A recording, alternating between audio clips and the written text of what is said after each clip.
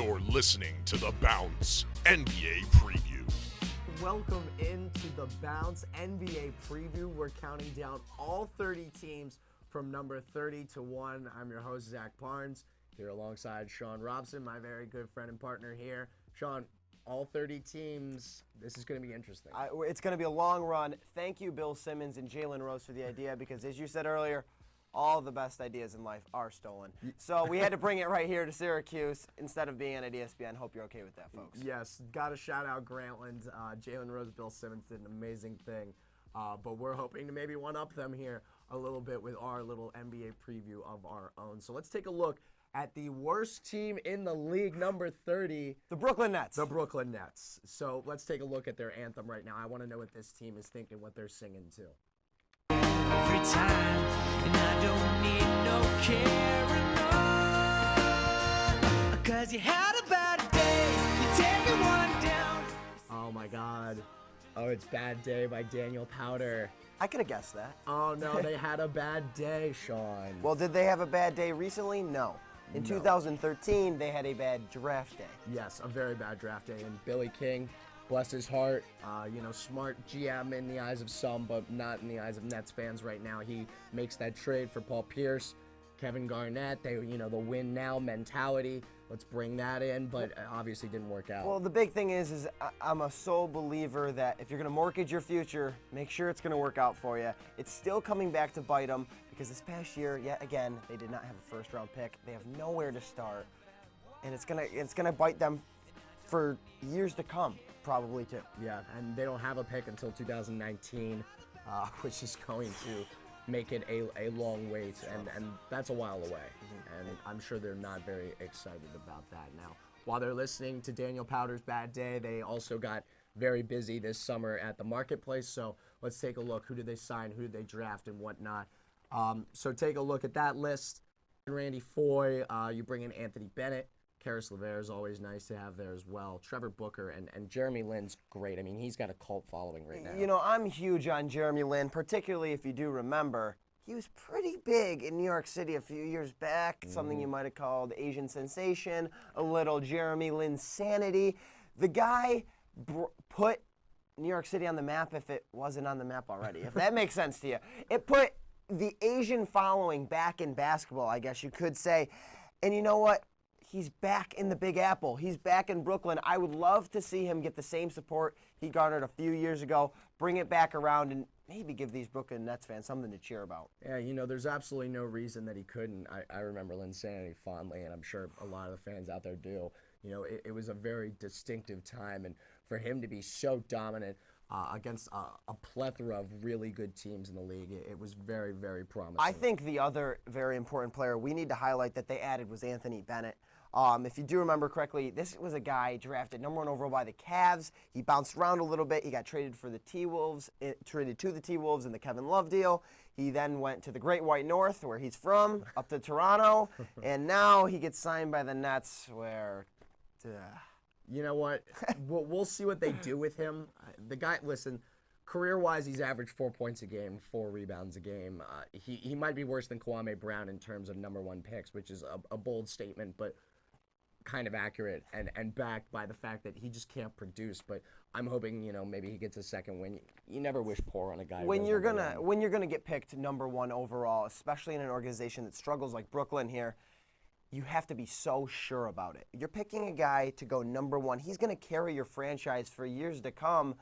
He didn't do it with the Cavs, and he hasn't done it with any teams yet. I don't know why the Nets would risk it and bring him in.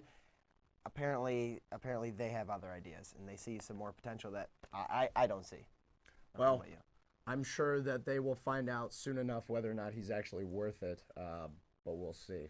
Let's take a look at who they got. I want to see the starting 5 here for Brooklyn. Jeremy Lin, right there running the point.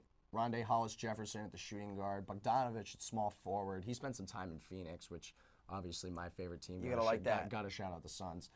Trevor Booker, he made his way from Washington up there, and Brook Lopez, who I really like Brook Lopez, but here's my issue. Brook Lopez, for me, could be one of the best centers in the league. And I think he has that potential. It's just really unfortunate because the man literally can't stay healthy. He's got a broken foot one week. He's got, something wrong with his Achilles the next.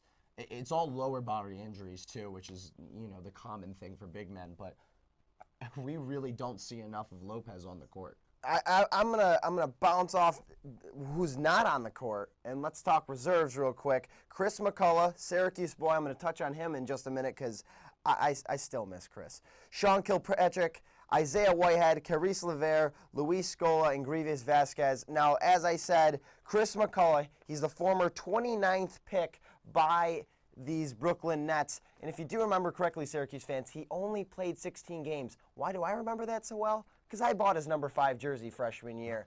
And after that gruesome knee injury and all of our orange hopes went down the drain, he went right to the NBA draft. Oh, yeah. I remember hearing that he was going to the NBA draft, and I said, the NBA doesn't draft off talent at that moment. It's a potential league. Someone once told me it's a draft potential league.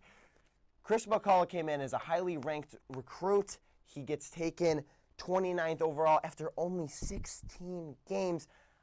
He's still going to be coming off the bench this year because, to me, he's only a well-groomed high school player still. Yeah, it's going to take a lot of time for him to come into his own, but I think you and I can both agree that McCullough could be the forward down the line for this team and really make some big waves and some impacts with it as well. Otherwise, on the reserves, Grievous Vasquez is nice. I like him to play the backup point slot. I think he's going to fit in well, especially when Lynn comes off the court. But yeah, there isn't much to buzz about in Brooklyn right now, but I think we should take a look at the buzz anyway. And, of course, let's take a look. Oh, wait, more Jeremy Lin.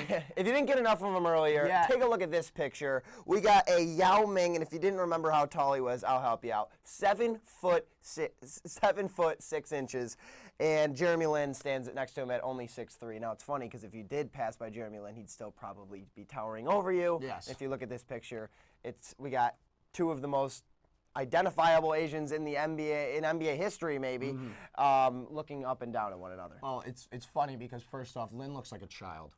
I just want to say that. I think we take a look at this photo, and there's no way for us to say that Lin doesn't look like he's like 15 with Yao, who is like, his sports idol. Ancient, yeah, no, Exactly. he got inducted into the Hall of Fame recently. Yes. Zach, you mentioned to me earlier that maybe Jeremy Lin will join him. Well, he needs to step up his game if that's going to happen. Let's go into the Heat Index. Yeah, quite a bit. He'll have to step it up, but I want to see that Heat graph. And wait for it, more Jeremy Lin because, we got nobody else to talk about. So let's take a look, throw the Heat graph up there for a moment. Jeremy Lin, in my opinion, you look at this graph, and he's one of the most average players ever. Well, when I look at a Heat graph, all I want to see is green. And there's 2 areas that are green on this entire graph, and one of them's right next to the basket itself where he only made 8 shot attempts anyways. Yeah. So down low, shooting 53% when he takes it to the hole, which is where he was so aggressive in New York. I mean, he was fantastic. There were some games against LA, different teams, San Antonio, whatever, where he was just absolutely dominant. And then, of course, that corner 3 spot, he's shooting in the positive as well. But I'd like Lin to step it up a little bit more in all those spots this year. I think he's going to become less of a streaky shooter. This team is trusting him to take the shots now. I think he's the go-to guy down the line, too, when, you're Brooklyn and you're in a 2-minute situation. I want the ball in Lin's hands. Well, he's not a terrible shooter, and if you got any spare time on your hands and you really don't know what to do, go back and roll the highlight tape at Harvard. The guy was a phenomenal shooter, especially from 3. We saw that a little bit with the Knicks. If he can carry that over to this Brooklyn Nets team, maybe they get the bump up from 30 next year when we do this. Yeah, God willing. I know a lot of Brooklyn fans don't want to be at that last spot, and I don't blame them. All right, let's take our last shots here, some bold predictions on Brooklyn. How bold? How bold can we be with Brooklyn? It's going to be difficult. Sean, I don't think this team's getting any better. I struggled to see them winning 25 this year. I don't like it. It's funny you say that because I actually have them being our number 30 for 2017's version of this show. It's kind of brutal, but I don't see a near future for this team. I think 25 games might even be a stretch. No, that's bad. But I don't see any more than 25 Brooklyn Nets. I'm sorry. Yeah, you know, it's going to be a very, very long road for them, but it's also a long road for us. We got 29 more episodes coming. So make sure you tune into our next episode. I'm not going to tell you who that is for a reason. Oh, absolutely. Join us next time. For everyone here at The Bounce, Zach Parnes, Sean Robson, we'll see you next time.